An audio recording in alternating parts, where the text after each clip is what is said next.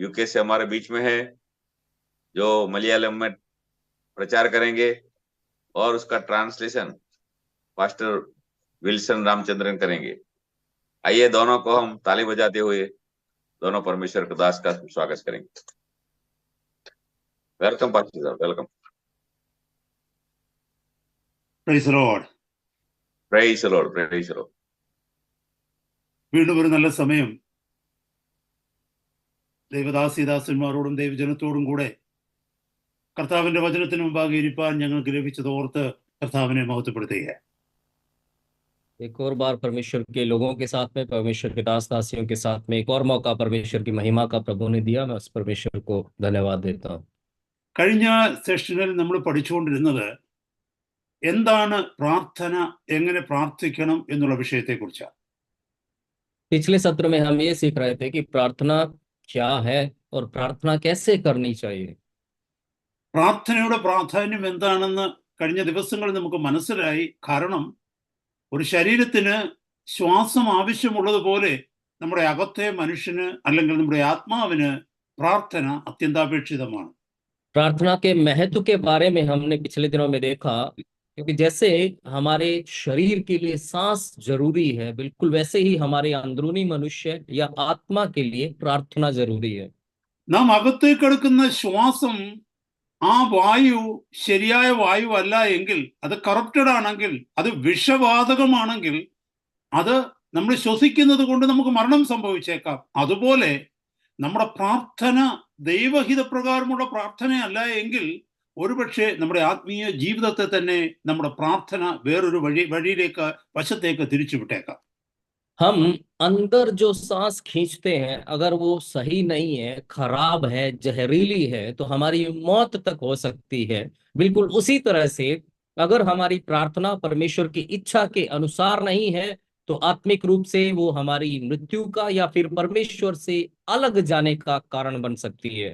നമുക്കറിയാം, നമുക്കെല്ലാവർക്കും ഒരു പഴയ കാലഘട്ടമുണ്ട്. കർത്താവിങ്കിലേക്ക് വരുന്നതിന് മുമ്പ് ഉള്ള ഒരു കാലഘട്ടമുണ്ട്. ആ നാളുകളിലും നമ്മളൊക്കെ പ്രാർത്ഥിക്കുന്നവരായിരുന്നു. हम सब जानते हैं कि हम सबका एक अतीत है। प्रभु में आने से पहले हम सबका एक अतीत था। उस समय भी हम लोग दुआ प्रार्थना करने वाले लोग थे। അന്ന് പ്രാർത്ഥിച്ചതുപോലെ തന്നെയാണോ ഇപ്പോഴും പ്രാർത്ഥിക്കുന്നത്? അതോ നമ്മുടെ പ്രാർത്ഥനാ രീതികൾക്ക് എന്തെങ്കിലും ഒരു മാറ്റം സംഭവിച്ചിട്ടുണ്ടോ? क्या आज भी आप वही प्रार्थना करते हैं जो उस समय किया करते थे, या क्या हमारी प्रार्थना के तौर तरीकों में कोई बदलाव आया है? അന്ന് ദൂരെ മാറി നിന്നുകൊണ്ട് ദൈവമേ എന്ന് വിളിച്ച് കർത്താവിന്റെ ദൈവത്തിന്റെ സന്നിധിയിലെ ഭയത്തോടെ നിന്നു. ഇന്ന് നാം ദൂരേക്ക് നോക്കി അല്ലെങ്കിൽ ഉയരങ്ങളിലേക്ക് നോക്കി അങ്ങ് മാറി നിന്ന് ദൈവമേ എന്ന് വിളിക്കുന്ന ഒരു രീതിയാണ് നമുക്കുള്ളത്. उन दिनों में हम दूर खड़े रहकर ईश्वर को, परमेश्वर को पुकारते थे, भय के साथ में उसकी उपस्थिति में खड़े होते थे। लेकिन आज हम परमेश्वर को ऊंचाइयों की ओर, ऊपर की ओर देखते हुए हम परमेश्वर को पुकारते हैं। क्या ऐसा हमारा तरीका है आज? ക്രിസ്തുവിലേക്ക് നമ്മൾ വന്നപ്പോൾ ഈ ദൈവവുമായിട്ടൊരു പുതിയ ബന്ധം, ഒരു പിതാവ് മകൻ അല്ലെങ്കിൽ ഒരു പിതാവ് പുത്രി എന്നുള്ള ശ്രേഷ്ഠമേറിയ അടുത്ത ബന്ധത്തിലേക്ക് വരുവാൻ നമുക്ക് കഴിഞ്ഞ നാളുകളിൽ കഴിഞ്ഞിട്ടുണ്ടോ? मसीह में जब हम आए हैं तो इस परमेश्वर के साथ में एक बेटे और पिता का, या पिता और बेटी का एक रिश्ता, क्या उस रिश्ते में आने में पिछले दिनों में हमारी जिंदगी में कोई मदद हमें मिली है? ആ ശ്രേഷ്ഠമേറിയ ബന്ധത്തിലേക്ക് കടന്നു വന്ന ഒരു വ്യക്തിയുടെ പ്രാർത്ഥനാ ജീവിതം തീർച്ചയായും മാറിയിട്ടുണ്ടാകാം. ऐसे श्रेष्ठ रिश्ते में जो व्यक्ति आया है, जरूर उसकी प्रार्थना जिंदगी में बदलाव आया होगा। അതുകൊണ്ട് ഇന്ന് രാത്രി പ്രാരംഭമായി സഹോദരങ്ങളെ, എനിക്ക് നിങ്ങളോട് പറയുവാനുള്ളത്, നിങ്ങളും ദൈവവുമായിട്ടുള്ള ബന്ധത്തിൽ ആ ശ്രേഷ്ഠമേറിയ അടുപ്പം കടന്നു വന്നിട്ടുണ്ടോ എന്ന് ചിന്തിക്കേണ്ടിയിരിക്കുന്നു. और इसीलिए भाइयों, शुरुआत में मुझे आपसे यही कहना है कि परमेश्वर के साथ के आपके रिश्ते में हमें ये सोचना है कि क्या वो श्रेष्ठतम नजदीकी आई है या नहीं। കർത്താവിന്റെ വരവ് വരെ, യേശു കർത്താവ് ഈ ഭൂമിയിൽ കടന്നു വരുന്നത് വരെ, ഈ ഭൂമിയിൽ ജീവിച്ചിരുന്ന എത്ര വിശുദ്ധനായ മനുഷ്യനായാലും സ്വർഗത്തിലേക്ക് നോക്കി ദൈവമേ എന്ന് വിളിച്ചിരുന്നു. അല്ലെങ്കിൽ പഴയ നിയമത്തിൽ പറയുകയാണെങ്കിൽ അബ്രഹാമിന്റെയും ഇസ്ഹാക്കിന്റെയും യാക്കോബിന്റെയും ദൈവമായ ദൈവമേ എന്ന് വിളിച്ചിരുന്നു. എന്നാൽ ഈ പുതിയ നിയമത്തിലേക്ക് വന്നപ്പോൾ എത്ര ചെറിയ വിശുദ്ധനായാലും ശരി, ഒരുവൻ ക്രിസ്തുവിലായി കഴിയുമ്പോൾ ക്രിസ്തുവിലൂടെ അബ്ബാ പിതാവേ എന്ന് വിളിക്കുവാനുള്ള ശ്രേഷ്ഠമേറിയ പദവിയിലേക്ക് ഉയർത്തപ്പെടുകയാണ് ചെയ്തത്. यीशु मसीह के इस दुनिया में आने से पहले के समय तक जितने भी पवित्र लोग, संत लोग इस दुनिया में रहे, वो सब परमेश्वर को हे परमेश्वर कहकर पुकारते थे, उससे प्रार्थना करते थे। लेकिन यीशु मसीह के दुनिया में आने के बाद उस पर विश्वास करने वाला व्यक्ति, वो चाहे कितना भी छोटे से छोटा क्यों ना हो, उसको उस सर्वोच्च परमेश्वर की संतान या बेटे और बेटी बनने का सौभाग्य मिला है। സഹോദര സഹോദരി, പ്രാർത്ഥനയെ കുറിച്ചുള്ള ഈ ക്ലാസ് കഴിയുന്നതിന് മുമ്പ് ഈ ശ്രേഷ്ഠമേറിയ ബന്ധത്തിൽ നാം എല്ലാവരും ആയിത്തീരേണ്ടിയിരിക്കുന്നു. भाइयों और बहनों, ये जरूरी है कि इस क्लास के खत्म होने से पहले हम पिता और पुत्र या पिता और पुत्री के उस श्रेष्ठ रिश्ते में आ जाएं। കഴിഞ്ഞ ദിവസം അല്ലെങ്കിൽ കഴിഞ്ഞ സെഷനിൽ നമ്മൾ മനസ്സിലാക്കി, വാഴ്ത്തപ്പെട്ട നമ്മുടെ കർത്താവ് തന്റെ ശിഷ്യന്മാരെ പ്രാർത്ഥിക്കുവാൻ പഠിപ്പിക്കുന്ന ആ ഭാഗമാണ് നമ്മൾ ധ്യാനിച്ചു കൊണ്ടിരുന്നത്. पिछले सत्र में हम ये देख रहे थे कि प्रभु यीशु मसीह अपने चेलों को जो प्रार्थना करने का तरीका दिखाते हैं, उस ഞാൻ കൂടുതലായിട്ട് ആ बारे में हम ഭാഗത്തേക്ക് सोच പോകുന്നില്ല. कर रहे थे। ഞാൻ കൂടുതലായിട്ട് ആ ഭാഗത്തേക്ക് പോകുന്നില്ല. കഴിഞ്ഞ ആഴ്ച എല്ലാം വിശദമായിട്ട് നമ്മൾ സംസാരിച്ചത് കൊണ്ട് സ്ട്രൈറ്റ് ദൈവത്തിന്റെ വചനത്തിലേക്ക് പോകുവാനായിട്ട് ഞാൻ ആഗ്രഹിക്കുന്നു. मैं उस हिस्से की ओर अभी ज्यादा नहीं जाना चाहता, क्योंकि पिछली बार हम उसे विस्तार से देख चुके हैं, इसलिए और सीधे परमेश्वर के वचन की ओर मैं आना चाहता हूँ। എങ്ങനെ പ്രാർത്ഥിക്കണം എന്ന് താൻ തന്റെ ശിഷ്യന്മാരെ പഠിപ്പിക്കുന്നതിന് മുമ്പ് എങ്ങനെ പ്രാർത്ഥിക്കരുത് എന്നാണ് കർത്താവ് പഠിപ്പിച്ചു തുടങ്ങിയത്. प्रभु यीशु मसीह अपने चेलों को ये सिखाने से पहले कि कैसे प्रार्थना करनी है, वो ये सिखाता है कैसे प्रार्थना नहीं करनी है। മത്തായിയുടെ സുവിശേഷം 6-ാം അധ്യായം 5-ാമത്തെ വാക്യത്തിൽ നമ്മൾ ഇങ്ങനെ വായിക്കുന്നു, നിങ്ങൾ പ്രാർത്ഥിക്കുമ്പോൾ കപടഭക്തിക്കാരെ പോലെ ആകരുത്. मत्ती 6:5 में हम पढ़ते हैं, वहां लिखा है, जब तू प्रार्थना करे तो कपटियों के समान न हो। അപ്പോൾ എങ്ങനെ പ്രാർത്ഥിക്കരുതെന്ന് പഠിപ്പിച്ചപ്പോൾ ആദ്യം കർത്താവ് പറയുന്നത് കപടഭക്തിക്കാരെ പോലെ പ്രാർത്ഥിക്കരുത്. तो जब प्रभु ये सिखाता है कि कैसे प्रार्थना नहीं करनी है, तो सबसे पहले प्रभु ये बताता है कि कपटियों की तरह प्रार्थना मत करना। ദൈവത്തിന്റെ വചനത്തിൽ പ്രത്യേകിച്ച് സുവിശേഷത്തിലൂടെ നാം കടന്നു പോകുമ്പോൾ കപടഭക്തിയെ കുറിച്ച് ഒത്തിരി കാര്യങ്ങൾ കർത്താവ് പറയുന്നുണ്ട്. परमेश्वर के वचन में, खास तौर से सुसमाचारों में जब हम देखते हैं, परमेश्वर का वचन कपट के बारे में या पाखंड के बारे में बहुत कुछ बताता है। കർത്താവ് ഈ ഭൂമിയിൽ ജീവിച്ചിരുന്ന കാലഘട്ടത്തിൽ ഏറ്റവും അധികം വിശുദ്ധന്മാരെന്ന് സ്വയം വിശേഷിപ്പിച്ചിരുന്നവർ, അത് മാത്രമല്ല ദൈവത്തോട് ഏറ്റവും കൂടുതൽ അടുത്തിരിക്കുന്നു എന്ന് ലോകം ഗ്രഹിച്ച് ബഹുമാനിക്കപ്പെട്ടവർ, അവരിലെ കപടഭക്തിയാണ് യേശു കർത്താവ് ആദ്യമായി തുറന്നു കാട്ടുന്നത്. जब प्रभु यीशु मसीह इस दुनिया में था, उस समय में जो लोग खुद को परमेश्वर के अत्यंत निकट कहते थे या जिनको दूसरे लोग धर्मी समझकर आदर मान देते थे, सबसे पहले परमेश्वर उनके कपट को, प्रभु यीशु मसीह उनके कपट को प्रकट करता है। എന്നെ കേൾക്കുന്ന സഹോദരങ്ങളെ, കപടഭക്തി എന്ന് പറയുന്നത് ഇത്രമാത്രം അപകടമേറിയ ഒരു മേഖലയാണ്. കാരണം ജീവിതത്തിൽ എല്ലാ വ്യക്തികളുടെയും ജീവിതത്തിൽ ഒരു അളവിൽ, ഒന്നുകിൽ കൂടുതൽ അല്ലെങ്കിൽ കുറവിൽ, ഏതെങ്കിലും ഒരു അളവിൽ പല സന്ദർഭങ്ങളിലും ഈ കപടഭക്തി കടന്നു വന്നേക്കാം. मेरे भाई और बहनों, ये कपट इतना खतरनाक है कि हमारी जिंदगी में एक या एक से अधिक मौकों पर कभी ना कभी, कहीं ना कहीं ये कपट आया होगा। അത് സംതിങ്, ഞാനൊരു എക്സാമ്പിൾ പറയുകയാണെങ്കിൽ, നമുക്ക് എല്ലാവർക്കും ഒനിയൻ അറിയാമല്ലോ. ഒനിയൻ എന്ന് പറഞ്ഞാൽ അതിന്റെ ഓരോ ലെയർ നമ്മൾ അഴിക്കും തോറും അടുത്ത ഒരു ലെയർ വീണ്ടും വരും. ഇങ്ങനെ കുറച്ച് സമയം എടുക്കും ഒരു ഒനിയന്റെ എല്ലാ ലെയേഴ്സും അഴിച്ചഴിച്ച് ഊരി നമുക്ക് കളയുവാൻ തക്കവണ്ണം. अगर मैं एक उदाहरण बताऊं तो प्याज, हम सब ने देखा, हम सब प्याज को जानते हैं। प्याज की एक एक परत अगर आप उतारने लगे तो अगली परत आ जाती है। ऐसे ही करके एक एक परत आप उतारते जाएंगे तो उस अंतिम हिस्से को आने तक बहुत सारी परतें उतारने की जरूरत पड़ती है। അപ്പോൾ നമ്മുടെ ജീവിതത്തിലേക്ക് സൂക്ഷിച്ചു നോക്കുമ്പോൾ നമ്മുടെ ജീവിതത്തിന്റെ ഓരോ ഏരിയകളിലെയും കപടഭക്തിയെ ദൈവസന്നിധിയിലുള്ള ഭയത്തോടുകൂടി സീരിയസ് ആയി നാം ഡീല് ചെയ്യുമ്പോൾ എന്താ സംഭവിക്കുന്നതെന്നറിയാമോ? ഓരോരോ ഭാഗങ്ങളിലെ കപടഭക്തി മാറി വരുന്നതായിട്ട് നമുക്ക് മനസ്സിലാക്കുവാനായിട്ട് കഴിയും. तो हमारी जिंदगी में जब हम गंभीरता से अपनी जिंदगी को परमेश्वर के सामने जीते हैं, लेते हैं, परमेश्वर एक एक करके एक एक क्षेत्र में हमारे कपट को, हमारे पाखंड को दूर करता जाता है। അങ്ങനെ വരുമ്പോൾ എന്താ സംഭവിക്കുന്നത്? ഞാൻ മുമ്പേ പറഞ്ഞ ഒനിയന്റെ കാര്യത്തിൽ ഒത്തിരി സമയമെടുക്കുന്നു അതിന്റെ ഓരോ ലേയേഴ്സും മാറ്റുന്നതിന്. പക്ഷെ ഒരു കാര്യമുണ്ട്, ഓരോ ലേയേഴ്സ് മാറും തോറും ആ ഒനിയൻ ചെറുതായി ചെറുതായി വരുന്നത് നമുക്ക് കാണുവാനായിട്ട് കഴിയും. और जब ऐसा होता है तो जैसे मैंने पहले प्याज के बारे में बताया, एक एक परत को उतारने में समय जरूर लगता है, लेकिन जब ऐसे समय लेकर परत दर परत उसे उतारा जाता है तो हम देखते हैं कि प्याज धीरे धीरे छोटा और छोटा होता जाता है। എന്നെ കേൾക്കുന്ന സഹോദരങ്ങളെ, ഇന്നത്തെ രാത്രി ഈ വചനത്തിന്റെ മുമ്പാകെ ഇരിക്കുമ്പോൾ നാം മറ്റുള്ളവരിലേക്കല്ല നോക്കേണ്ടത്. ഈ വചനം നമ്മുടെ ജീവിതത്തോട് ക്രിയ ചെയ്യണം, നമ്മുടെ ഹൃദയത്തോട് ക്രിയ ചെയ്യണം. കാരണം എന്നിൽ കപടഭക്തി എത്ര അളവിലുണ്ട്, ഞാൻ ആ കപടഭക്തിയിൽ നിന്ന് എങ്ങനെയാണ് രക്ഷ പ്രാപിക്കേണ്ടതെന്നുള്ളതായിരിക്കണം എന്റെയും നിങ്ങളുടെയും ഹൃദയത്തിന്റെ ഉള്ളിൽ ദൈവത്തോടുള്ള നിലവിളി.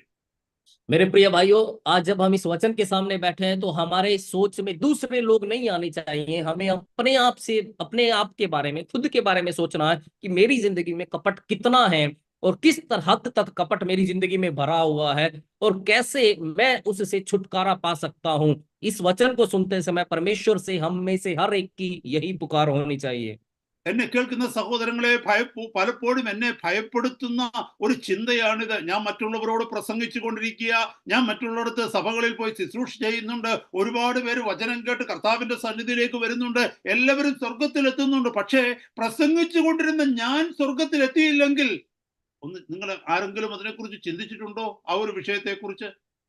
मेरे भाइयों, मुझे बहुत ही डराने वाली एक बात है और वो ये कि मैं बहुत लोगों के बीच में जाकर प्रचार करता हूँ, बहुत सी कलीसियाओं में जाकर सेवकाई करता हूँ। मेरी सेवकाई के द्वारा वचनों को सुनकर बहुत से लोग मसीह में आते हैं, मैं दूसरों को सिखाता और प्रचार करता हूँ, लेकिन इस सब के बावजूद अगर मैं परमेश्वर की उपस्थिति में नहीं पहुंचा तो क्या होगा? क्या आपने कभी इसके बारे में सोचा है? എല്ലാ ദൈവദാസന്മാരുടെയും ദൈവദാസിമാരുടെയും ഹൃദയത്തിലെ ചിന്ത ഇതായിരിക്കണം. കാരണം അപ്പോസ്തലനായ പൗലോസ് പോലും ആ ചിന്തയ്ക്ക് കീഴ്പ്പെട്ടവനായിരുന്നു എന്ന് ദൈവത്തിന്റെ വചനത്തിൽ നമുക്ക് വായിക്കുവാനായിട്ട് കഴിയും. सारे परमेश्वर के दासों और परमेश्वर की दासियों के मन में ये विचार बना रहना चाहिए, क्योंकि वचन हमें बताता है कि प्रेरित पौलुस के अंदर भी ये विचार था। 1 കൊരിന്ത്യർ 9-27 വാക്യത്തിൽ പൗലോസ് പറയുന്നുണ്ട്, മറ്റുള്ളവരോട് പ്രസംഗിച്ച ശേഷം ഞാൻ തന്നെ കൊള്ളരുതാത്തവനായി തീരാതിരിപ്പാൻ എന്റെ ശരീരത്തെ ദണ്ഡിപ്പിച്ച് അടിമയാക്കുക എത്ര ചെയ്യുന്നത്. 1 कुरिन्थियों 9:27 में प्रेरित पौलुस ये कहता है कि मैं अपने शरीर को मारता कूटता और वश में लाता हूं, ऐसा ना हो कि औरों को प्रचार करके मैं आप ही किसी रीति से निकम्मा ठहरूं। ഈ ഒരു ചിന്ത എപ്പോഴും നമ്മളെ ഭരിക്കണം സഹോദരങ്ങളെ. കർത്താവിന്റെ മുമ്പാകെ ഇരിക്കുമ്പോൾ, കർത്താവെ, ഇന്നത്തെ രാത്രി അങ്ങനോട് സംസാരിക്കുന്ന വചനം എന്റെ ഉള്ളിനെ, എന്റെ ഹൃദയത്തെ ശുദ്ധീകരിക്കുന്നതായി തീരണമേ. ये सोच हमेशा हम पर हावी रहनी चाहिए। और आज इस शाम के समय जब हम प्रभु के सामने, वचन के सामने बैठे हैं, तो हम प्रभु से इस दुआ के साथ बैठें कि प्रभु तेरा वचन मुझे अंदर से शुद्ध करने पाए। നമുക്കറിയാം, കർത്താവ് ജീവിച്ചിരുന്ന കാലഘട്ടത്തിൽ പരീശന്മാരുണ്ടായിരുന്നു, ഇന്നും പരീശന്മാരുണ്ട്. യഹൂദ മതാനുസാരികളായ പരീശന്മാരെ കുറിച്ച്, അന്നത്തെ മതമേലധ്യക്ഷന്മാരായ പരീശന്മാരെ കുറിച്ച് കർത്താവ് പറഞ്ഞു, കപടഭക്തിക്കാരായ പരീശന്മാരെ, നിങ്ങൾക്ക് ഹാ കഷ്ടം. हम जानते हैं कि यीशु के समय में फरीसी थे, आज भी फरीसी हैं। वे फरीसी जो धर्म के ऊंचे स्तर के लोग थे, जो खुद को ऊंचा धर्म के अधिकारी बताने वाले लोग थे, उनके बारे में प्रभु यीशु ये कहता है कि हे शास्त्रियों, तुम फरीसियों, तुम पर हाय। അവര് ലോകത്തിൽ ജീവിച്ച ലോകക്കാരായ മനുഷ്യരല്ല, ദൈവത്തിൽ നിന്ന് അകന്നുപോയവരല്ല, ദൈവവചനവും ന്യായപ്രമാണങ്ങളും അറിയാവുന്നവരാണ്. അവരെല്ലാ ദിവസവും പ്രാർത്ഥിക്കുന്നവരാണ്, ആഴ്ചയിൽ 2 പ്രാവശ്യം ഉപവസിക്കുന്നവരാണ്, അവർക്ക് കിട്ടുന്ന പണത്തിന്റെ ഒക്കെ ദശാംശം കൊടുക്കുന്നവരാണ്. പണം മാത്രമല്ല, അവരുടെ ഗാർഡനിൽ എന്തെങ്കിലും ഉണ്ടായിക്കഴിഞ്ഞാൽ ഏറ്റവും ചെറുതാണെങ്കിൽ പോലും അവർ തങ്ങൾ അനുഭവിക്കുന്നതിന് മുമ്പേ അതിന്റെയൊക്കെയും ഒരു അംശം ദൈവസന്നിധിയിൽ കൊടുക്കുന്ന തീഷ്ണതയുള്ള വിശ്വാസികളായിരുന്നു പരീശന്മാർ. वो लोग दुनिया के लिए जीने वाले, दुनियादारी में जीने वाले लोग नहीं थे, वो प्रार्थना करने वाले लोग थे, वचन का अध्ययन करने वाले, वचन की जानकारी रखने वाले लोग थे। अपनी आय में से प्रभु के लिए, परमेश्वर के लिए देने वाले लोग थे। सिर्फ पैसा ही नहीं, बल्कि उनके बाग में, उनके खेत में जो कुछ होता है, चाहे छोटी से छोटी चीज हो, वो खुद के लिए लेने से पहले उसे प्रभु को भेंट चढ़ाने वाले लोग थे, उपवास रखने वाले लोग थे, प्रभु के लिए इतना सब कुछ करने वाले लोग थे वो। പക്ഷേ അവരുടെ പ്രശ്നം എന്തായിരുന്നു എന്ന് ചോദിച്ചാൽ, അവർ ദൈവത്തിന് എന്ത് കൊടുത്താലും ശരി, ദൈവസന്നിധിയിൽ എത്ര പ്രാർത്ഥിച്ചാലും ശരി, അവരുടെ ഉള്ളിന്റെ ഉള്ളിൽ ഒരു ആഗ്രഹം ഉണ്ടായിരുന്നു, എന്നെ കുറിച്ച് മറ്റുള്ളവര് എന്താണ് ധരിച്ചിരിക്കുന്നത്. लेकिन वो प्रभु के लिए चाहे कितना कुछ भी करें, प्रभु को चाहे कितना कुछ भी दें, लेकिन उनकी एक दिक्कत थी, और वो ये कि उनके मन में हमेशा ये सोच रहती थी कि दूसरे मेरे बारे में क्या सोचते हैं। ദൈവം എന്നെ കുറിച്ച് എന്ത് ചിന്തിക്കുന്നു എന്നുള്ളതല്ല, ദൈവം എന്നെ കുറിച്ച് എന്ത് കരുതുന്നു എന്നുള്ളതല്ല, എന്റെ ചുറ്റുപാടുള്ളവർ, എന്റെ ചർച്ചിലുള്ളവർ, എന്റെ കൂടെ ദൈവവേല ചെയ്യുന്ന മറ്റു ദൈവദാസന്മാര്, അവരുടെ മുമ്പിലുള്ള എന്റെ സ്ഥാനം എന്താണ്, എന്റെ ഇമേജ് എന്താണ് എന്നാണ് അവർ എപ്പോഴും ചിന്തിച്ചുകൊണ്ടിരുന്നത്. ये नहीं कि परमेश्वर मेरे बारे में क्या सोचता है, परमेश्वर मुझे कैसे देखता है, बल्कि हमेशा उनके मन में यही चलता रहता था कि मेरे आसपास के लोग मेरे बारे में क्या सोचते हैं, मेरी चर्च के लोग, मेरे साथ सेवकाई करने वाले लोग, वो लोग मेरे बारे में क्या सोचते हैं, उनके मन में मेरी कितनी जगह है, कैसी जगह है। അതിന്റെ അർത്ഥം എന്തെന്ന് ചോദിച്ചാൽ, they had a private life at the same time that private life is different from their public life. इसका मतलब ये है कि उनकी एक निजी जिंदगी थी, और साथ ही वो निजी जिंदगी उनकी सार्वजनिक या दूसरों के सामने जो जिंदगी थी, उन दोनों में फर्क था। എല്ലാവരും ഉള്ളപ്പോൾ, അല്ലെങ്കിൽ ചുറ്റുപാടും എല്ലാവരും ഉള്ളപ്പോൾ, ദൈവസഭയുടെ മധ്യത്തിലുള്ള സ്വഭാവമല്ല താൻ ഏകനായിരിക്കുമ്പോൾ, താൻ ഏകയായിരിക്കുമ്പോൾ, അല്ലെങ്കിൽ ഭവനത്തിലോ മറ്റുള്ളവരിടത്തോ വെളിപ്പെടുന്ന സ്വഭാവം. बाकी दूसरे लोग जब साथ में होते हैं, जब कलीसिया में होते हैं, तो एक अलग स्वभाव उनका होता है, लेकिन जब अकेले होते हैं या घर में होते हैं या सबसे अलग होते हैं, तो उनका कुछ अलग ही रूप नजर आता है। യോഹന്നാന്റെ സുവിശേഷം 12:43 പറയുന്നു, അവർ ദൈവത്താലുള്ള മാനത്തേക്കാൾ മനുഷ്യരാലുള്ള മാനത്തെ അധികം സ്നേഹിച്ചു. यूहन्ना 12:43 में हम पढ़ सकते हैं कि परमेश्वर के आदर से कहीं बढ़कर उन्होंने मनुष्य के आदर को ज्यादा महत्वपूर्ण माना। എന്നെ കേൾക്കുന്ന സഹോദരങ്ങളെ, ഇന്നത്തെ രാത്രി ഈ വചനത്തിന്റെ മുമ്പാകെ ഇരിക്കുമ്പോൾ നമ്മുടെ ചിന്ത ഇത് തന്നെയാണോ? ദൈവം എന്നെ കുറിച്ച് എന്ത് കരുതുന്നു എന്നതിനേക്കാൾ അപ്പുറം എന്റെ ചുറ്റുപാടുമുള്ളവരുടെ മുമ്പിൽ എനിക്കൊരു മാനവും അഭിമാനവും വേണം, പേരും വേണം എന്നുള്ളതാണോ നമ്മുടെ പരിഗണന കൂടുതൽ? परमेश्वर के जनों, आज हम जब वचन के सामने बैठे हैं, तो हमारे मन में क्या चल रहा है? क्या हम ये सोचते हैं कि परमेश्वर मेरे बारे में क्या सोच रहा है या मुझे कैसे देखता है, या फिर हम ये जानना चाहते हैं कि क्या मेरे आसपास के लोग, मेरे साथ के दूसरे लोग, क्या उनके मन में मेरा बारे में आदर है, क्या वो मेरा सम्मान करते हैं या मुझे वो चाहिए? മത്തായിയുടെ സുവിശേഷം 23-ാമത്തെ അധ്യായത്തിൽ ഏതാണ്ട് 49 പ്രാവശ്യം 49 കാര്യങ്ങൾ പരീശന്മാരിലുള്ള കപടഭക്തിയെ കുറിച്ച് യേശു കർത്താവ് വെളിപ്പെടുത്തുന്നുണ്ട്. मत्ती 23वें अध्याय में लगभग 49 बार प्रभु यीशु मसीह फरीसियों से जुड़े कपट या पाखंड के बारे में बात करता है। ഇന്നത്തെ രാത്രി നമ്മൾ മനസ്സിലാക്കണമേ, എന്താണ് ഈ കപടഭക്തി? आज इस शाम के समय हमें इस बात को समझना है कि ये कपट या पाखंड असल में है क्या।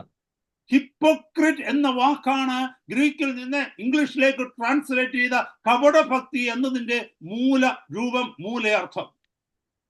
जो हिपोक्रिट जो शब्द है, उस यूनानी भाषा से ये शब्द बना, और उसका हम कपट या पाखंड उसको हम हिंदी में अनुवाद करते हैं। ഹിപ്പോക്രിറ്റ് എന്ന് പറഞ്ഞാൽ അതിന്റെ സിമ്പിൾ മീനിങ് എന്താന്ന് ചോദിച്ചാൽ ആക്ടർ എന്നാണ്, അഭിനയിക്കുന്നവൻ എന്നാണ് അതിന്റെ അർത്ഥം. और अगर आप कपटी या पाखंडी का एक सरल सा अर्थ पूछे क्या है, तो उसका मतलब है एक्टर, एक्टिंग करने वाला, अभिनय करने वाला। അപ്പോൾ കർത്താവ് പറയുന്നു, നിങ്ങൾ പ്രാർത്ഥിക്കുമ്പോൾ അഭിനയിക്കരുത്. तो यानी प्रभु ये कह रहा है कि जब तुम प्रार्थना करते हो, तो अभिनय, एक्टिंग नहीं करना। നീ പ്രാർത്ഥിക്കുമ്പോൾ നിന്റെ ഹൃദയത്തെ അറിയുന്ന, നിന്റെ സാഹചര്യങ്ങൾ അറിയുന്ന, അതുവരെ നീ എവിടെയായിരുന്നു എന്ന്, കഴിഞ്ഞ ദിവസങ്ങളിൽ നിന്റെ സമയം എങ്ങനെ ചെലവഴിച്ചു വരുന്ന, ഇതെല്ലാം അറിയുന്ന ദൈവത്തിന്റെ മുമ്പിലേക്ക് തൊഴുകൈകളുമായി കടന്നു വന്ന് പ്രാർത്ഥിക്കുമ്പോൾ, പാടുമ്പോൾ അവിടെ നീ അഭിനയിക്കരുത്. जब तू परमेश्वर के सामने प्रार्थना करने बैठता है, तो तेरे दिल को जानने वाले, इससे ठीक पहले, दुआ से पहले तू कहाँ था, क्या कर रहा था, उससे पहले के दिनों में, समयों में तेरी जिंदगी कैसी थी, वो सब कुछ जानने वाले उस परमेश्वर के सामने जब तू हाथ जोड़कर दुआ में बैठता है, तो नाटक मत करना।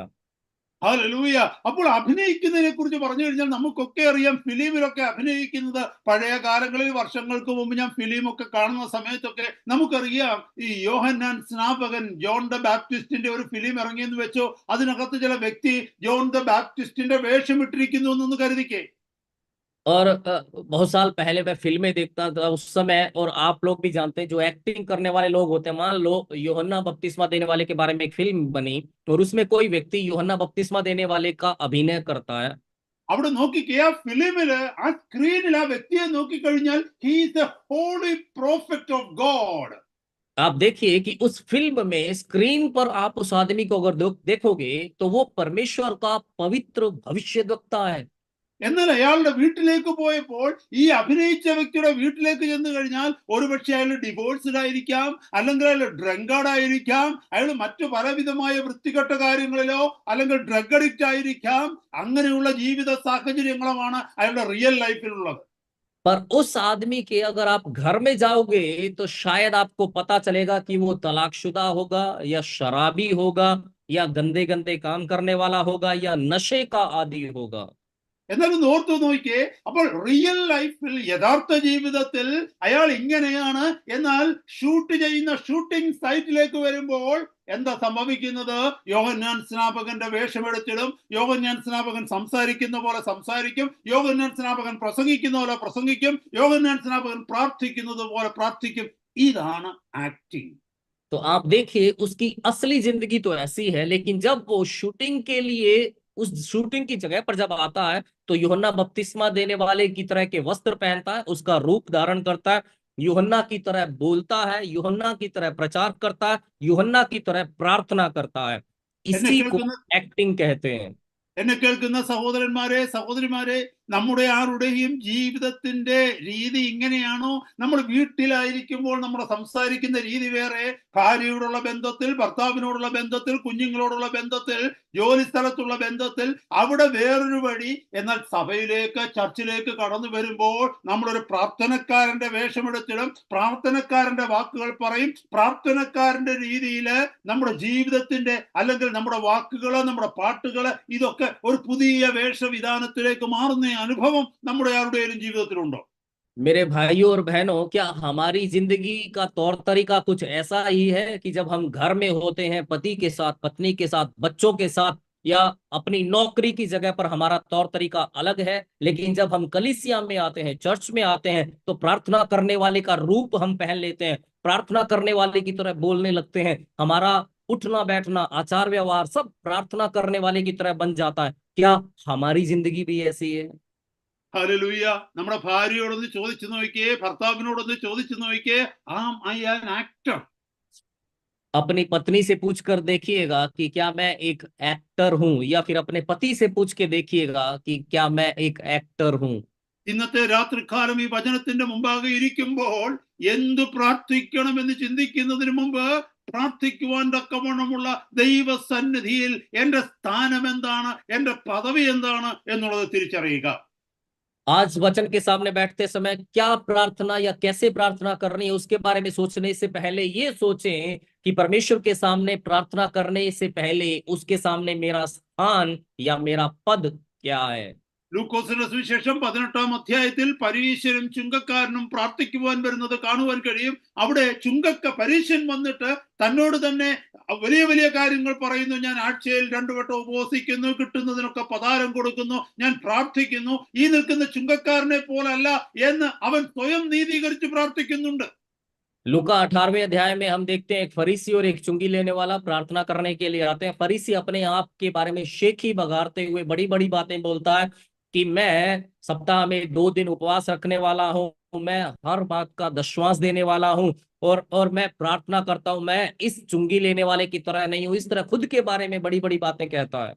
നമ്മൾ ചർച്ചിലേക്ക് വരുമ്പോൾ, നമ്മൾ പ്രാർത്ഥനാ യോഗങ്ങളിലേക്ക് വരുമ്പോൾ ലോകത്തിലുള്ളവരെ കുറിച്ച് ചിന്തിച്ചിട്ട് പറയും, ഞാൻ അവരെ പോലല്ല, എന്റെ വീട്ടിലുള്ള മറ്റുള്ളവരെ പോലല്ല, യേശുവിനെ അറിയാത്തവരെ പോലെയല്ല, ഞാൻ അങ്ങനെയാണ്, ഞാൻ ചർച്ചിലേക്ക് വരുന്നയാളാണ്, ഞാൻ ബൈബിൾ പഠിക്കുന്നയാളാണ്, ഞാൻ ഒത്തിരി കാര്യങ്ങൾ ചെയ്യുന്നയാളാണ് എന്ന് നമ്മൾ പലപ്പോഴും നമ്മുടെ പാട്ടുകളിലൂടെയും നമ്മുടെ പ്രാർത്ഥനകളിലൂടെയും ദൈവത്തെ പറഞ്ഞ് ധരിപ്പിക്കുവാൻ തക്കവണ്ണം ശ്രമിക്കാറുണ്ട്. हम जब चर्च में आते हैं तो बहुत बार हम अपने गीतों के द्वारा, अपनी प्रार्थना के द्वारा परमेश्वर को ये जताने की, दिखाने की कोशिश करते हैं कि मैं दुनिया के दूसरे लोगों जैसा नहीं हूं, मेरे घर के दूसरे लोगों जैसा नहीं हूं, मैं प्रार्थना करने वाला हूं, मैं वचन को पढ़ने वाला हूं, मैं चर्च में जाने वाला व्यक्ति हूं। ഹല്ലേലൂയ. എന്നാൽ അവിടെ നമുക്ക് മറ്റൊരാളെ കാണുവാൻ കഴിഞ്ഞു. ലൂക്കോസിന് ശേഷം 18-ാം അധ്യായത്തിൽ ചുങ്കക്കാരന് ഒരു മനുഷ്യൻ, അവൻ എന്ത് ചെയ്തെന്നറിയാമോ? ദേവാലയത്തിലേക്ക് വന്ന് അടുത്തേക്ക് വരുവാൻ കഴിയാതെ ദൂരത്ത് നിന്നുകൊണ്ട് മാറത്തടിച്ചുകൊണ്ട് സ്വർഗത്തേക്ക് പോലും നോക്കുവാൻ കഴിയാതെ അവൻ നിലവിളിച്ചു, പാപിയായ എന്നോട് കരുണ ചെയ്യണമേ ദൈവമേ എന്ന്. और वहीं लूका 18वें अध्याय में हम दूसरे एक व्यक्ति को देखते हैं, चुंगी लेने वाला, जो पास भी नहीं आता, दूर खड़ा होकर स्वर्ग की ओर आंखें भी उठाना नहीं चाहता। वो छाती पीटते पीटते हुए परमेश्वर से दुआ करता है कि हे परमेश्वर, मुझ पापी पर दया कर। എന്നെ കേൾക്കുന്ന സഹോദരങ്ങളെ, കർത്താവിന്റെ വചനം അവിടെ നമ്മളെ പഠിപ്പിക്കുന്നു. ആരാണ് ദൈവസ്ഥനിൽ നിന്ന് നീതീകരിക്കപ്പെട്ടവനായി പോയത്?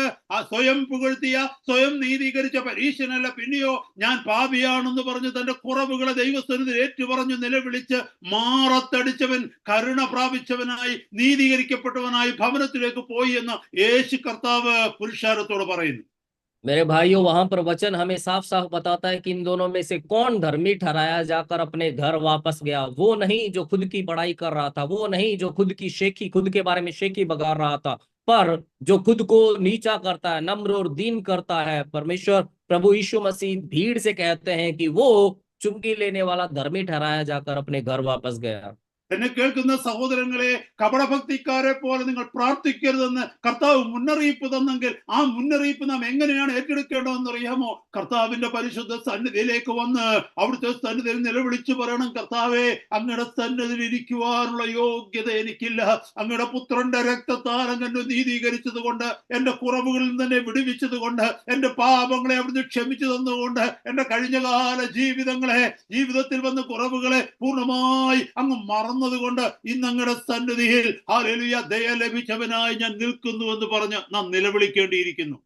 परमेश्वर के जनों, जब प्रभु यीशु मसीह ने हमें कपटियों की तरह प्रार्थना न करने की चेतावनी दी है, तो हमें क्या करना चाहिए? हम जब प्रभु की उपस्थिति में आते हैं तो हमें रो रो कर प्रभु से ये कहना है, प्रभु, मैं तेरी उपस्थिति में आने के, तेरी उपस्थिति में बैठने के लायक नहीं हूँ, पर तूने मुझे अपने पुत्र के लहू से धोया। मेरे पिछले दिनों के पापों को, गलतियों को प्रभु तूने अपने पुत्र के लहू से धोकर मुझे साफ किया, मुझे धर्मी ठहराया, मुझे अपना पुत्र बनाया, इसीलिए मैं तेरी उपस्थिति में बैठने के लायक बन पाया हूँ। ये कहकर हमें प्रभु के सामने रो रो कर उसकी उपस्थिति में आना है।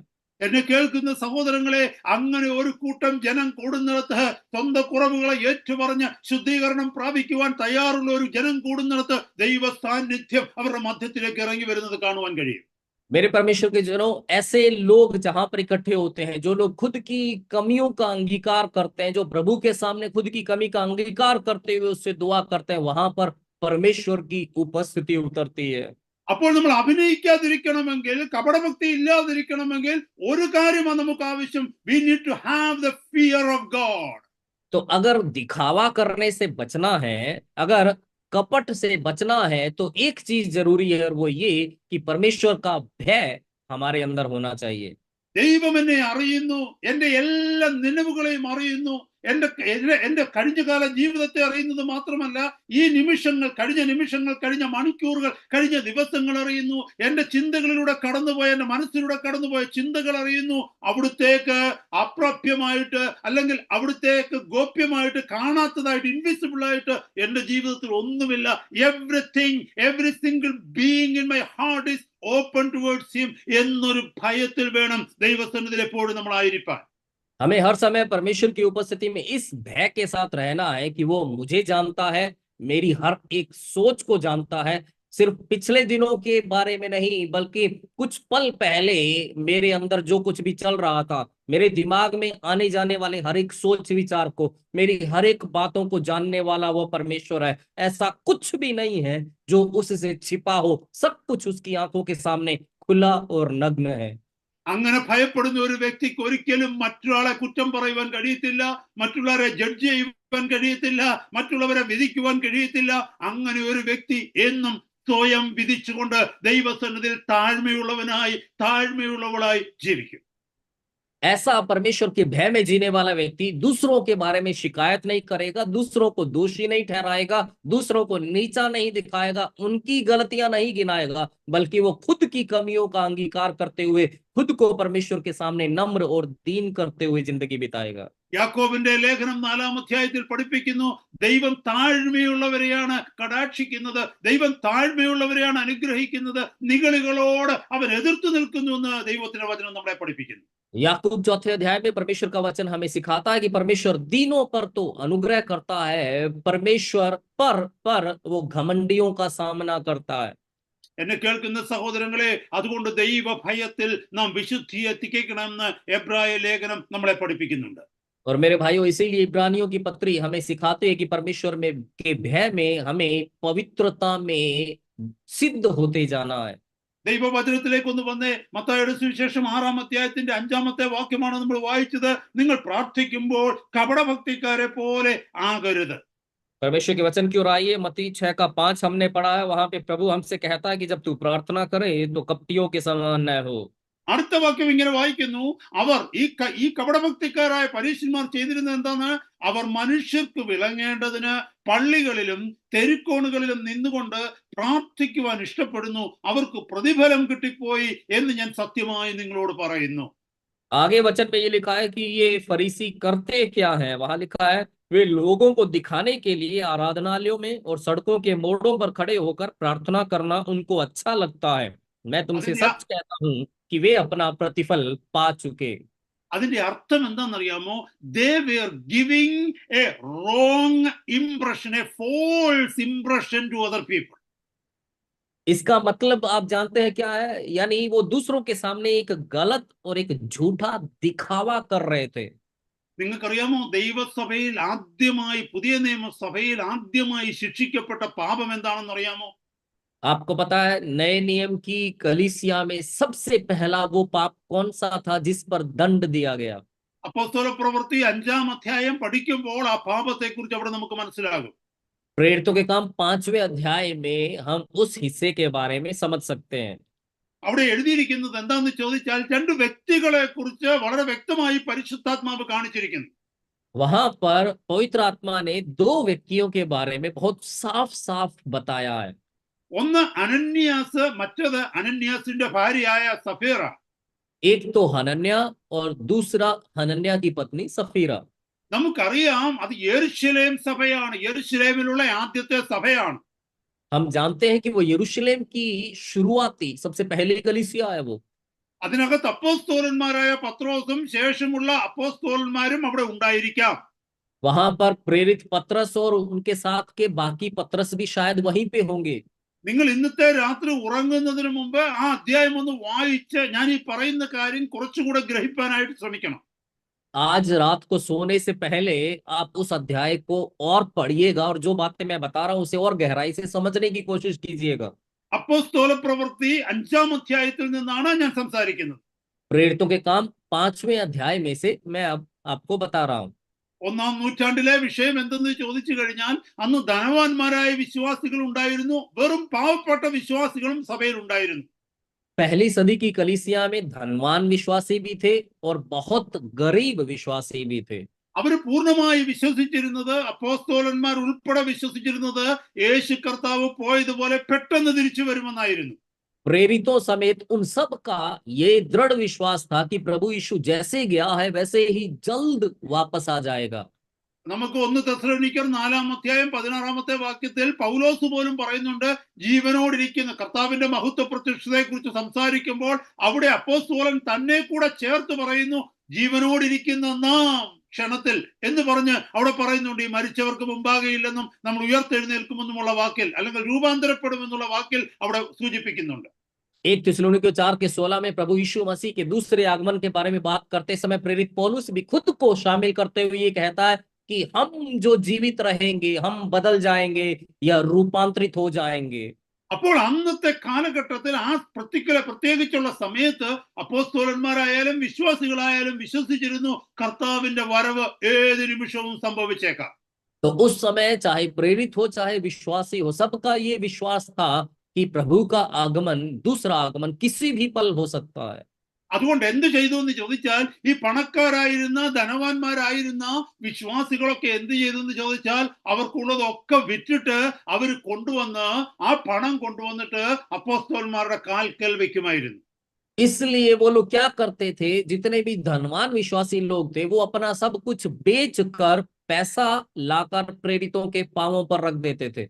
അതുപോലെ ഒരു ധനവാനായ മനുഷ്യനായിരുന്നു ഈ അനന്യാസ് എന്ന് പറഞ്ഞയാള്. इसी तरह एक धनवान व्यक्ति था, ये हनन्या नाम का व्यक्ति। അനന്യാസ് എന്താ ചെയ്തതെന്നറിയാമോ? അനന്യാസിനെ പറ്റിയ കുഴപ്പം എന്താണെന്നറിയാമോ? അനന്യാസും തനിക്കുള്ളതൊക്കെ വിറ്റു. आपको पता है हनन्या ने क्या किया, उससे क्या गड़बड़ हुई? उसने भी अपना जो कुछ उसके पास था वो बेच दिया। എല്ലാം വിറ്റു എന്നല്ല, തനിക്കുള്ളത് ഏതെങ്കിലും ഒരു ഭാഗം വിറ്റ് കാണുമായിരിക്കാം.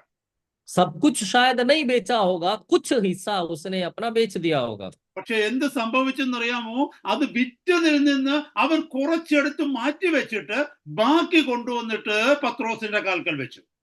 पर हुआ क्या, जो जमीन उसने बेची थी उसमें से कुछ हिस्सा उसने अपने पास रख लिया और बाकी प्रेरित पतरस के पास ले आया।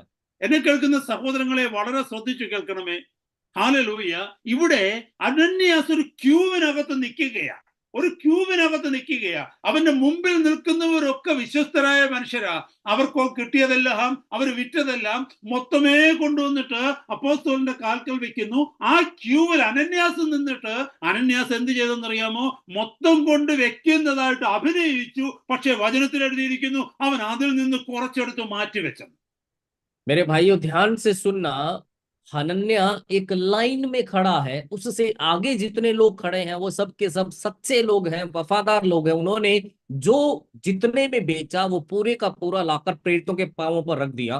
उसी लाइन में हनन्या खड़ा है और वो दिखावा या नाटक तो ऐसा करता है जैसे जितने में बेचा वो पूरा लेकर आया है, पर वचन हमें बताता है कि उसने उसमें से कुछ बचाकर अपने पास रख लिया था। എന്നെ കേൾക്കുന്ന സഹോദരങ്ങളെ ശ്രദ്ധിച്ചേ.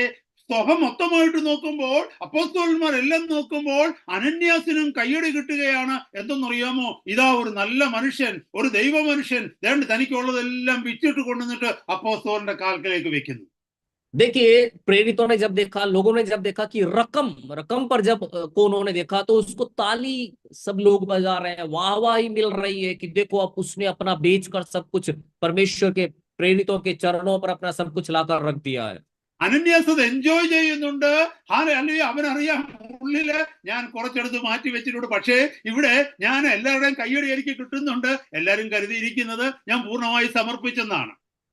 हनन्या को बड़ा अच्छा लग रहा, अंदर से बड़ा मजा आ रहा उसको, और वो उसको एंजॉय भी कर रहा है कि दूसरे लोग ताली बजा रहे हैं और उनको लग रहा है कि मैं सच्चा आदमी हूं, पर अपने दिल में उसको पता है कि मैंने कुछ अलग कर रखा है, बचा के रखा है।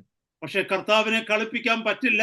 പത്രോസിന് ദൈവത്തിന്റെ പരിശുദ്ധാത്മാവ് വെളിപ്പെടുത്തി കൊടുത്തു. പത്രോസ് ചോദിച്ചു, അനന്യാസേ, നീ ഇത്രയ്ക്കാണോ, ഇത്രയും പൈസക്കാണോ നിന്റെ വസ്തു വിറ്റത്? നീ എന്തിന് പരിശുദ്ധാത്മാവിനോട് കള്ളം കാണിക്കുന്നു? पर प्रभु से छल संभव नहीं है। पतरस पर प्रभु प्रकट करता है और पतरस प्रभु हनन्या से पूछता है कि क्या तूने भूमि इतने में ही बेची थी? तूने पवित्र आत्मा से क्यों झूठ बोला? കുറച്ചു കൊടുത്തതല്ല പ്രശ്നം. പ്രശ്നം എന്താണെന്ന് ചോദിച്ചാൽ അവൻ അവിടെ അഭിനയിച്ചു. അതാണ് വിഷയം.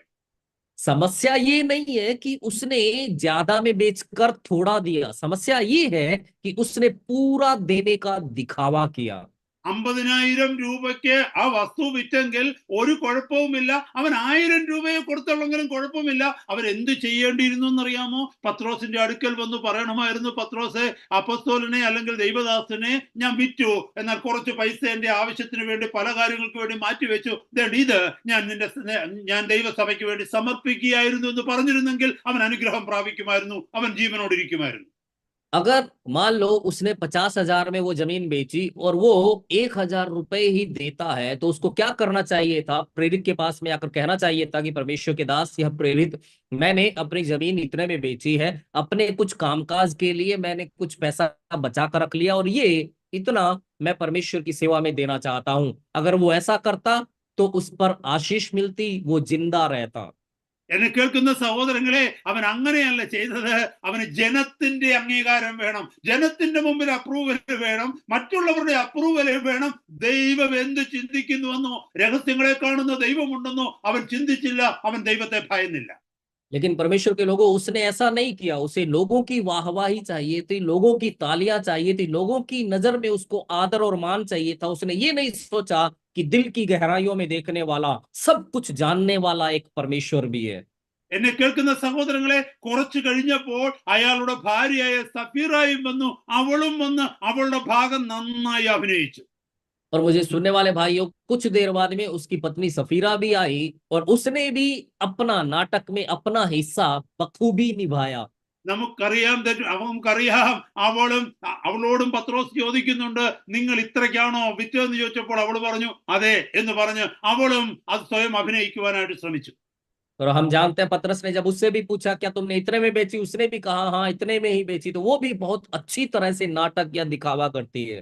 എന്നെ കേൾക്കുന്ന സഹോദര സഹോദരി, എന്തിനാണെന്നറിയാമോ ഒരു ഭാര്യയെയും ഒരു സ്ത്രീയെയും ഒരു പുരുഷനെയും ഒന്നിച്ച് ഒരു കുടുംബത്തിൽ ദൈവം ബന്ധിപ്പിച്ചിരിക്കുന്നത് എന്തിനെന്നറിയാമോ? ഒരുവന് കുറവ് കണ്ടാൽ മറ്റേയാള് ആ കുറവിനെ പരിഹരിപ്പാൻ തക്കവണ്ണം ആ വ്യക്തിയെ തർജ്ജനം ചെയ്യണം, കറക്റ്റ് ചെയ്യണം. ആ ഉത്തരവാദിത്തമാണ് ഭാര്യയുടെ മേലും ഭർത്താവിന്റെ മേലും ദൈവം ഏൽപ്പിച്ചിരിക്കുന്നത്. मेरे प्रिय भाइयों और बहनों, क्या आप जानते हैं कि परमेश्वर ने एक स्त्री और पुरुष को एक परिवार में एक साथ क्यों रखा है? क्यों उन्हें एक परिवार बनाकर जोड़ा है? इसलिए कि एक में अगर कोई कमी हो, कुछ गलतियां हो, तो दूसरा उसको सुधारे, उसको समझाए, उसको सही रास्ते पर लाए। पति या पत्नी की यही जिम्मेदारी है। അനന്യാസ് ഈ കള്ളത്തരം കാണിച്ചപ്പോൾ സഫീറയ്ക്ക് വേണമെങ്കിൽ വീട്ടിൽ വെച്ച് കറക്റ്റ് ചെയ്യാമായിരുന്നു. അനന്യാസിനോട് പറയാമായിരുന്നു, നീ അങ്ങനെ ചെയ്യരുത്, നമ്മൾ എന്തിനാണ് അങ്ങനെ ചെയ്യുന്നത്, പകുതി കൊണ്ടുവന്ന് കൊടുത്തോ, എന്നിട്ട് അവിടെ പറയണം പകുതിയാ കൊണ്ടുവന്നെന്ന്. അങ്ങനെ അവൾ കറക്റ്റ് ചെയ്തിരുന്നുവെങ്കിൽ അവളുടെ ഭർത്താവ് മരിക്കത്തില്ലായിരുന്നു. अनन्या ने जब ऐसा करने की कोशिश की तो घर पे उसकी पत्नी को उसे समझाना चाहिए था कि नहीं, हमें ऐसा नहीं करना, तू आधा ही दे दे, कोई बात नहीं, पर उनको बता कि मैं आधा दे रहा हूं। वो उसको सुधार सकती थी, समझा सकती थी। अगर वो ऐसा करती तो उसका पति जिंदा रहता। അഥവാ സഫീറയ്ക്ക് അത് കഴിഞ്ഞില്ല എങ്കിൽ സഫീറയ്ക്ക് സഭയിൽ വന്നു കഴിഞ്ഞപ്പോൾ പത്രോസിന്റെ മുന്നിൽ വെച്ച് അവൾക്ക് ഏറ്റു പറയാമായിരുന്നു, എന്റെ ഭർത്താവ് തെറ്റ് ചെയ്തു പോയി, ക്ഷമിക്കണമേ, ഞങ്ങള് ഹല്ലേലൂയ അവൻ അഭിനയിക്കുകയായിരുന്നു, ഞാൻ അവനെ കറക്റ്റ് ചെയ്യുവാൻ ശ്രമിച്ചു, പക്ഷെ അവനത് ചെയ്തില്ല എന്ന് പറഞ്ഞിരുന്നെങ്കിൽ ഹല്ലേലൂയ പരിശുദ്ധാത്മാവിന്റെ ശക്തിയാൽ ഹല്ലേലൂയ സഫീറയുടെ മുന്നിൽ വെച്ച് അനന്യാസിനെ പരിശുദ്ധാത്മാവ് അല്ലെങ്കിൽ പൗലോസ് ഉയർപ്പിക്കുമായിരുന്നു. അതോടുകൂടി സഫീറയ്ക്കും തന്റെ ജീവൻ നഷ്ടപ്പെടാതിരിക്കുമായിരുന്നു. अगर नहीं तो कम से कम कलीसिया में आने के बाद सफीरा पतरस के सामने कह सकती थी कि परमेश्वर के दास, मैंने अपने पति को सिखाने की कोशिश की, समझाने की कोशिश की, उसको सुधारने की कोशिश की, पर वो नहीं माना। हम असल में नाटक कर रहे थे, दिखावा कर रहे थे, असल में ऐसा नहीं है। अगर वो मान लेती तो शायद प्रभु अगर करता, पतरस उसकी नजरों के सामने उसके पति को फिर से जिंदा कर सकता था और सफीरा की भी जान बच सकती थी। എന്നെ കേൾക്കുന്ന സഹോദര സഹോദരി, നമ്മുടെ കുടുംബ ജീവിതത്തിൽ എന്നെ കേൾക്കുന്ന സഹോദരി, എന്നെ കേൾക്കുന്ന സഹോദര, ദൈവവചനത്തിന് വിരുദ്ധമായി നിങ്ങളിൽ ആരെങ്കിലും പെരുമാറുന്നുവെങ്കിൽ ഹല്ലേലൂയ അടുത്ത വ്യക്തിയുടെ ഉത്തരവാദിത്തമാണ്, ഭാര്യയുടെ അല്ലെങ്കിൽ ഭർത്താവിന്റെ ഉത്തരവാദിത്തമാണ് ദൈവവചനത്തെ കുറിച്ച് അവരെ ഓർമ്മിപ്പിച്ച് ദൈവഭയത്തിൽ അവരെ നിലനിർത്തുക എന്നുള്ളത്. मुझे सुनने वाले मेरे भाई मेरी बहन, अगर आप में से कोई भी एक कुछ गलत कर रहा है तो हम जो परमेश्वर के वचन को जानते हैं, हमारी दूसरे की जिम्मेदारी है, पति और पत्नी में से एक की जिम्मेदारी है कि वो उनको समझाए परमेश्वर के वचन के बारे में और परमेश्वर के वचन की ओर उनको लेकर आए, अपनी जिम्मेदारी को अच्छी तरह से निभाए। അല്ലെങ്കിൽ എന്താ സംഭവിക്കുന്നറിയാമോ? നിന്റെ ഭർത്താവ് മൂലം നിന്റെ കുടുംബം തകർക്കപ്പെടും, നിന്റെ മക്കൾ തകരപ്പെടും, നീ തകർക്കപ്പെടും. അല്ലെങ്കിൽ നിന്റെ ഭാര്യ മൂലം നിന്റെ കുടുംബം തകരപ്പെടും, നിന്റെ മക്കൾ തകരപ്പെടും, നീ തകരപ്പെടും. ഇത് ഒഴിവാക്കണമെങ്കിൽ ദൈവത്തെ ഭയന്നുകൊണ്ട് നമ്മുടെ ഉത്തരവാദിത്തങ്ങളെ ഏറ്റ് പരസ്പരം ദൈവ ഭയത്തിൽ ഉറപ്പിക്കുവാൻ തക്കവണ്ണം ദൈവത്തിന്റെ പരിശുദ്ധാത്മാവ് ഈ വചനത്തിലൂടെ നമ്മളെ ഓർമ്മിപ്പിക്കുക. नहीं तो क्या होगा कि पति के कारण आपका परिवार नाश हो जाएगा, आपके बाल बच्चे नाश हो जाएंगे, आपकी जिंदगी बर्बाद हो जाएगी, या पत्नी के कारण आपका परिवार नाश हो जाएगा, बाल बच्चे खत्म हो जाएंगे, आपकी जिंदगी नाश हो जाएगी।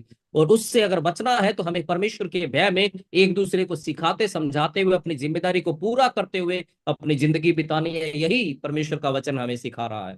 എന്നെ കേൾക്കുന്ന സഹോദരങ്ങളെ, നമ്മുടെ ദൈവം അനുഗ്രഹിക്കുന്ന ദൈവമാണ്, അവൻ ജീവനുള്ള ദൈവമാണ്. കഴിഞ്ഞ കാലങ്ങളിൽ നമ്മൾ കണ്ട മൂർത്തികളെ പോലല്ല, കണ്ണുണ്ടായിട്ടും കാണാത്ത, ചെവി ഉണ്ടായിട്ടും കേൾക്കാത്ത, വായുണ്ടായിട്ടും സംസാരിക്കാത്ത മൂർത്തികളെ പോലെയല്ല. നമ്മുടെ ദൈവം സർവശക്തനായ ദൈവമാണ്, അവിടുന്ന് അദൃശ്യനായ ദൈവമാണ്, ജീവിതത്തെ മൊത്തമായി കാണുന്ന ദൈവമാണ്, പ്രതിഫലം കൊടുക്കുന്ന ദൈവമാണ്, അനുഗ്രഹിക്കുകയും നശിപ്പിക്കുവാനും കഴിവുള്ള ദൈവമാണ് നമ്മുടെ ദൈവം. मेरे परमेश्वर के जनों, हमारा परमेश्वर आशीष देने वाला परमेश्वर है। हमारा परमेश्वर जिंदा परमेश्वर है। वो मूर्तियों की तरह नहीं है, जिनकी आंख है पर नहीं देखती, जिनके कान है पर नहीं सुनती, जिनके मुंह है पर नहीं बोलती। हमारा परमेश्वर सर्वोच्च परमेश्वर है, सर्वशक्तिमान परमेश्वर है। वो हमारी जिंदगी को पूरी तरह से जानने वाला परमेश्वर है। वो आशीष देता है, वो प्रतिफल देने वाला भी परमेश्वर है। എന്തിനാണെന്നറിയാമോ ഇത്ര ഭീകരമായ ഒരു അനുഭവം ആദ്യത്തെ സഭയിൽ ആദ്യമായി കൊടുത്തതെന്നറിയാമോ? അഥവാ അങ്ങനെ ചെയ്തില്ലെങ്കിൽ സഭയിലുള്ളവരെല്ലാവരും കപടഭക്തിക്കാരായി മാറും. क्या आप जानते हैं कि इस शुरुआती कलीसिया में, इन शुरुआती लोगों के बीच में परमेश्वर इतना भयानक दंड क्यों देता है? इसलिए क्योंकि अगर वो ऐसा नहीं करता तो बहुत सारे लोग कपटी बन जाते। അപ്പോൾ നമ്മൾ വായ തുറക്കാതെ തന്നെ കപടഭക്തിക്കാരാകാൻ തക്കവണ്ണം നമുക്ക് കഴിയും. तो मुंह खोले बिना ही हम कपटी बन सकते हैं। നമുക്ക് ആക്ട് ചെയ്യുവാനായിട്ട് കഴിയും. നമ്മൾ കണ്ടിട്ടില്ലേ, ചിലരൊക്കെ എന്തെങ്കിലും ചോദിക്കുമ്പോൾ നമ്മൾ ഇങ്ങനെ തല കുലുക്കും. തല കുലുക്കിയാൽ ആന്നുമുണ്ട് അല്ലാന്നും അർത്ഥമുണ്ട്. So we can give a wrong impression to the people when we hide something deep inside our heart. और हमने देखा होगा कि बहुत बार लोग जब कुछ पूछते हैं तो हम सिर हिलाते हैं, उसमें हाँ भी हो सकती है, ना भी हो सकती है। यानी लोगों के सामने हम गलत दिखावा करते हैं जब हम अपने दिल में कुछ छिपाते हैं, लेकिन बाहर कुछ और हम करने की एक्टिंग करते हैं। നാം തെറ്റ് ചെയ്തിട്ട് അത് തെറ്റല്ല എന്ന് വാദിക്കാറുണ്ടോ? നാം തെറ്റ് ചെയ്തിട്ട് അത് ശരിയാണെന്ന് ന്യായീകരിക്കാറുണ്ടോ? എന്നെ കേൾക്കുന്ന ദൈവമക്കളെ, ഇന്നത്തെ രാത്രികാലം ഈ വചനം നമുക്കൊരു മുന്നറിയിപ്പായിട്ട് വരികയാണ്. എത്ര വലിയ തെറ്റിലാണ് നമ്മൾ വീണതെങ്കിലും, എത്ര വലിയ കുറ്റമാണ് നമ്മൾ ചെയ്തതെങ്കിലും, ഈ കർത്താവിന്റെ അടുക്കലേക്ക് കടന്നു വന്ന് അത് ഏറ്റു പറയുവാൻ തക്കവണ്ണം തയ്യാറാകുന്നുവെങ്കിൽ, എത്ര ഭീകരമായ കുറ്റമായാലും അവിടുന്ന് ക്ഷമിച്ചു തരിക മാത്രമല്ല, അവിടുന്ന് നമ്മളെ അനുഗ്രഹിക്കുകയും നമ്മുടെ സ്ഥാനത്ത് നിന്ന് നമ്മളെ ഉയർത്തുകയും ചെയ്യും.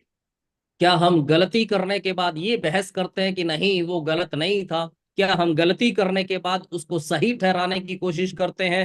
बल्कि उसके बजाय होना ये चाहिए कि चाहे कितना भी बड़ा पाप, कितनी भी बड़ी गलती हमसे हुई हो, वो चाहे कितनी भी भयानक क्यों ना हो, परमेश्वर का वचन हमें सिखाता है कि हम परमेश्वर के सामने जब आकर उससे माफी मांगते हैं, अंगीकार करते हैं, तो हमारा पाप कितना भी बड़ा हो, कितना भी भयानक क्यों ना हो, वो हमें माफ करता है। ഞാൻ നിങ്ങളോട് ചോദ്യം ചോദിക്കട്ടെ, ഭാര്യയോട് സോറി എന്ന് പറഞ്ഞിരിക്കുന്ന എത്ര ഭർത്താക്കന്മാർ ഇതിന്റെ മധ്യത്തിലുണ്ട്? ഭാര്യയോട് ഇതുവരെയെങ്കിലും ജീവിതത്തിൽ സോറി എന്നൊരു വാക്ക് പറഞ്ഞിട്ടുണ്ടോ? അല്ലെങ്കിൽ ഭർത്താവിനോട് ഇതുവരെയെങ്കിലും ജീവിതത്തിൽ, ഇത്രയും വർഷമായല്ലോ വിവാഹം കഴിഞ്ഞ് ഒന്നിച്ച് ജീവിക്കാൻ തുടങ്ങിയിട്ട്, ഇതുവരെയെങ്കിലും സോറി എന്ന് ഭർത്താവിനോടോ അല്ലെങ്കിൽ സോറി എന്ന് ഭാര്യയോടോ പറയുവാൻ കഴിഞ്ഞ നാളുകളിൽ നമുക്ക് കഴിഞ്ഞിട്ടുണ്ടോ? मैं आपसे एक सवाल पूछूं, आप यहाँ पे पति पत्नी जो है इतने साल हो गए एक साथ रहते हुए, इतने साल हो गए वैवाहिक जिंदगी को बिताते हुए, मैं आपसे पूछना चाहता हूँ, क्या यहाँ पे ऐसे पति हैं जिन्होंने इतने साल वैवाहिक जिंदगी में कभी एक बार भी अपनी पत्नी को सॉरी बोला हो? या ऐसी पत्नी है यहाँ पे जो इतने साल वैवाहिक जिंदगी में बिताने के दौरान जिसने एक बार भी अपने पति को कभी सॉरी बोला हो? നമ്മുടെ ജീവിതം പെർഫെക്റ്റ് അല്ല സഹോദരങ്ങളെ. അതിൽ എത്രയോ തവണ നമ്മൾ വീണു പോയിരിക്കുന്നു. എവിടെയൊക്കെയോ തെറ്റ് വന്നിരിക്കുന്നു, എവിടെയൊക്കെയോ പോരായ്മ നമ്മുടെ ജീവിതത്തിൽ വന്നിരിക്കുന്നു. എനിക്ക് തെറ്റിപ്പോയി എന്ന് നമുക്ക് സമ്മതിക്കുവാൻ കഴിയുന്നുവെങ്കിൽ എന്താ സംഭവിക്കുന്നതെന്നറിയാമോ? നമുക്കൊരു പക്ഷെ തോന്നും മനുഷ്യരുടെ മുമ്പിൽ ഞാൻ ചെറുതായി പോയെന്ന്. എന്നാൽ അത്യുന്നതനായ ദൈവത്തിന്റെ മുമ്പിൽ നമ്മൾ വലുതായിത്തീരുക. കാരണം എന്നെന്ന് ചോദിച്ചാൽ അവിടുത്തെ കൃപ നമ്മുടെ മേൽ സ്വർഗം തരും. അതുകൊണ്ട് നമ്മുടെ സ്വന്തം കുറ്റങ്ങളെ, ഹല്ലേലൂയ, നമ്മുടെ ഉള്ളിൽ എപ്പോഴും നാം അറിഞ്ഞിരിക്കണം. ഹല്ലേലൂയ. ഭാര്യയെ വേദനിപ്പിച്ചെങ്കിൽ, നമ്മുടെ വാക്കുകൊണ്ട് അവൾ കണ്ണുനീരൊടുക്കുന്നെങ്കിൽ അവളുടെ അടുത്ത് ചെന്നിട്ട് സോറി, ഞാൻ നിന്നെ വേദനിപ്പിച്ചത്, എന്നോട് ക്ഷമിക്ക് എന്ന് പറയുവാൻ നമുക്ക് കഴിയണം. തിരിച്ച് വാക്കുകൊണ്ട് ഭർത്താവിനെ വേദനിപ്പിച്ചെങ്കിൽ അടുത്ത് ചെന്നിട്ട് സോറി, എന്നോട് ക്ഷമിക്കണമെന്ന് പറയുവാനുള്ള താഴ്മ നമ്മുടെ ഹൃദയത്തിൽ ഉണ്ടാകണം. അങ്ങനെയുള്ള താഴ്മയുള്ള ഹൃദയത്തോടു കൂടെയാണ് ദൈവസന്നിധിയിൽ നാം പ്രാർത്ഥിക്കാനായി വരേണ്ടത്. भाइयों, हम में से कोई भी सिद्ध नहीं है। हमारी जिंदगी में पता नहीं कितने उतार चढ़ाव आते हैं, कितनी गलतियां, कितनी गड़बड़ियां हमसे होती हैं, कितने पाप हमसे होते हैं, कितने अपराध हमसे होते हैं। हम में कोई भी सिद्ध नहीं है।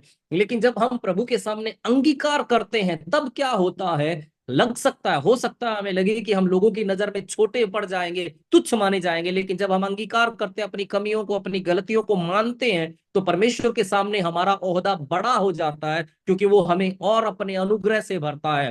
अगर पत्नी के सामने हमारे किसी शब्दों के द्वारा उसको दर्द पहुंचा, चोट पहुंची है, और अगर हम उससे कहें कि सॉरी, माफ करना मुझे, या फिर पत्नी अगर किसी काम के द्वारा पति को चोट पहुंचती है तो वो अपने पति से कहे कि माफ करना या सॉरी जब बोला जाता है, वहां पर हम परमेश्वर के सामने अपने ओहदे को बड़ा करते हैं, परमेश्वर अपना अनुग्रह हम पर उंडेलता है।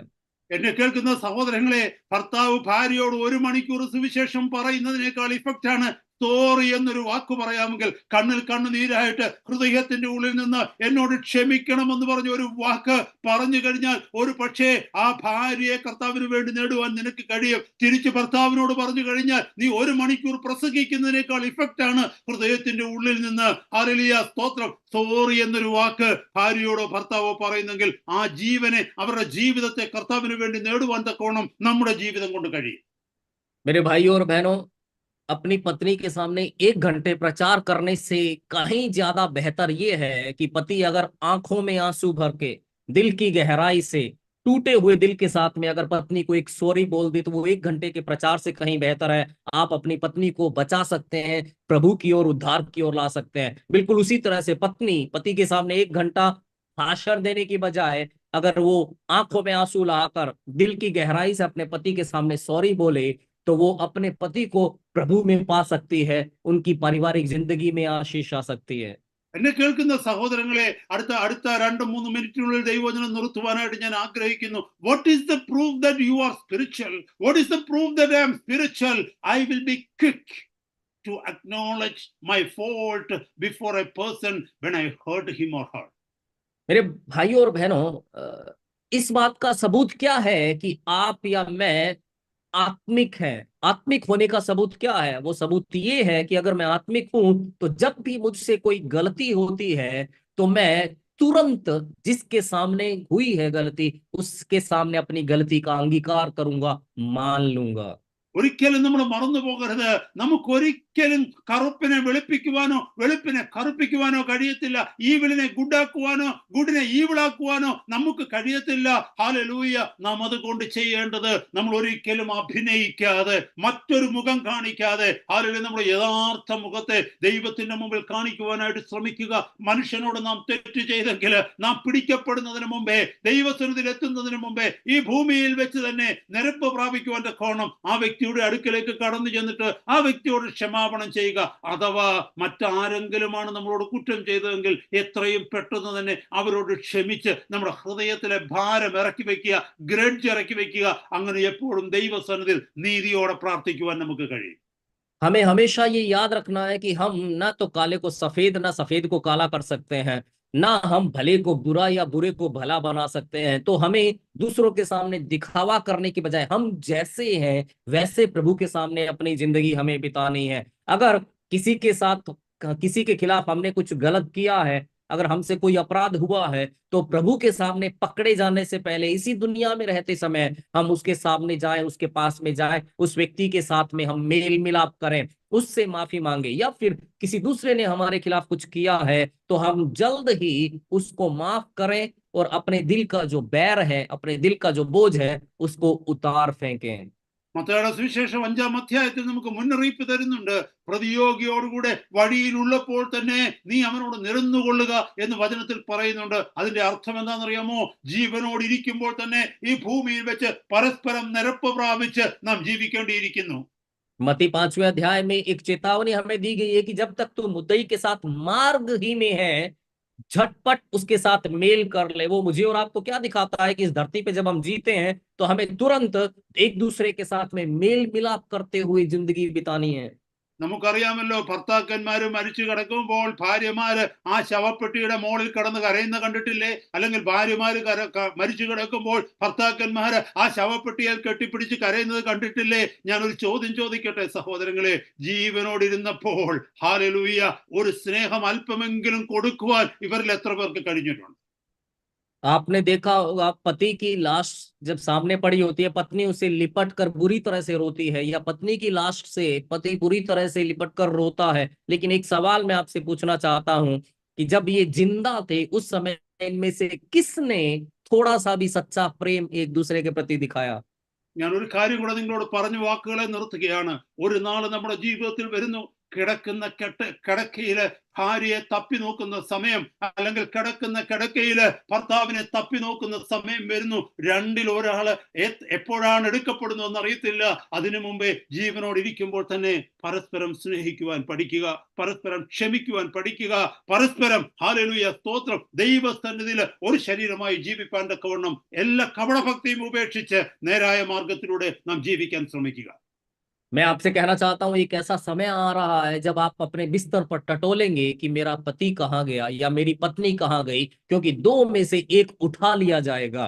उससे पहले, उस समय के आने से पहले आपस में मेल मिलाप से जीना सीखें, एक दूसरे को माफ करना सीखें, एक दूसरे के साथ में अच्छी तरह से प्रेम की जिंदगी बिताना सीखें, हर एक कपट को, पाखंड को छोड़कर सच्चाई से जिंदगी जीना सीखें। ഭാര്യയോട് പറയണം, നീ എനിക്ക് വേണ്ടി ചെയ്യുന്ന കഷ്ടപ്പാടുകൾ എനിക്കറിയാം, എന്റെ മക്കളെ വളർത്തുവാൻ നീ പാടുപെടുന്നത് എനിക്കറിയാം, എന്നെ സഹായിക്കുവാൻ, എനിക്ക് ഭക്ഷണം ഉണ്ടാക്കുവാൻ തക്കവണ്ണം എനിക്ക് വേണ്ടി കഷ്ടപ്പെടുന്നത് എനിക്കറിയാം. അതുപോലെ ഭാര്യ ഭർത്താവിനോട് പറയണം, നിങ്ങൾ എനിക്ക് വേണ്ടി കഷ്ടപ്പെടുന്നത്, നിങ്ങൾ എന്നെ സ്നേഹിക്കുന്നത്, നിങ്ങൾ ഞങ്ങളെ സൂക്ഷിക്കുന്നത്, മക്കളെ വളർത്തുവാൻ തക്കവണ്ണം അവർക്ക് വേണ്ടി അധ്വാനിക്കുന്നത് എനിക്കറിയാമെന്ന് പറഞ്ഞ് പരസ്പരം അതിലെ ബഹുമാനിക്കുവാനും പരസ്പരം ഒരാളേക്കാൾ ശ്രേഷ്ഠനെന്ന് പറഞ്ഞ് അവർക്ക് കീഴ്പ്പെടുവാനും തക്കവണ്ണം സഹോദരങ്ങളെ നാം പഠിക്കേണ്ടിയിരിക്കുന്നു. पति को अपनी पत्नी से कहना चाहिए कि तू जो हमारे परिवार को चलाने के लिए इतनी मेहनत करती है, मेरे लिए इतनी मेहनत करती है, बच्चों को पालने के लिए इतनी मेहनत करती है, वो सब मैं समझता हूँ। और पत्नी को भी पति से ये कहना चाहिए कि तुम जो हमारी देखभाल करते हो, हमारी जरूरतों को पूरा करते हो, बच्चों के हमारे सारे खर्च में जो तुम उन सब के लिए जो मेहनत करते हो, उसे मैं समझती हूँ। इस तरह से एक दूसरे के साथ में प्रेम के शब्दों को कहते हुए, एक दूसरे को आदर देते हुए, एक दूसरे को खुद से श्रेष्ठ मानते हुए आगे बढ़ना हमें सीखना है। അതാണ് ഒരു യഥാർത്ഥ ക്രിസ്ത്യാനിയുടെ കുടുംബത്തിന്റെ ശ്രേഷ്ഠത. यही അതാണ് മറ്റു കുടുംബങ്ങളിൽ നിന്ന് നമ്മളെ വ്യത്യസ്തരാക്കുന്നത്. അത് സംഭവിച്ചില്ലെങ്കിൽ എന്നെ കേൾക്കുന്ന സഹോദരങ്ങളെ, നമ്മൾ ക്രിസ്തുവിനെ അറിഞ്ഞിട്ടില്ല.